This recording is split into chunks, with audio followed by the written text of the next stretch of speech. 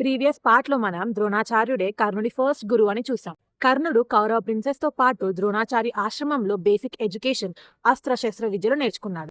అక్కడే దుర్యోధనుడు, దుశ్శాసనుడు, కర్ణుడు క్లోజ్ ఫ్రెండ్స్ అయ్యారు. మెల్లగా వాళ్లకు పాండవుల మీద, ఎస్పెషల్లీ అర్జునుడి మీద జలస్ పెరిగింది. ఎందుకంటే ద్రోణాచార్యుడు అర్జున్ యొక్క డెడికేషన్, కాన్సన్ట్రేషన్ చూసి తనని తన ఫేవరెట్ స్టూడెంట్ గా తీర్చిదిద్దుతున్నాడు.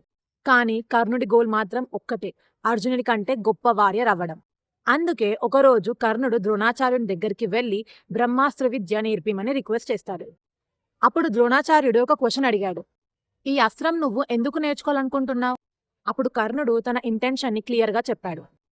అర్జునుడిని డిఫీట్ చేసి అతని కంటే గొప్ప వారియర్ అవ్వాలి అని. అదే కర్ణుడి రిజెక్షన్ కి మెయిన్ రీజన్ అయ్యింది.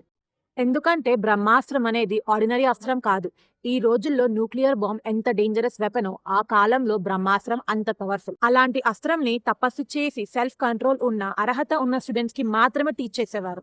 అది కూడా ధర్మంని ప్రొటెక్ట్ చేయడానికి, పర్సనల్ రివెంజ్ కోసం కాదు. కర్ణుడి ఇంటెన్షన్ పర్సనల్ రైవర్లీ అని అర్థం చేసుకున్న ద్రోణాచార్యుడు బ్రహ్మాస్త్ర విద్యను టీచ్ చేయడానికి రెఫ్యూజ్ చేస్తాడు. ఆ ఇన్సిడెంట్ తరువాత కర్ణుడు ద్రోణాచార్యుని ఆశ్రమం వదిలేసి పరశురాముని ఆశ్రమంకి వెళ్ళాడు.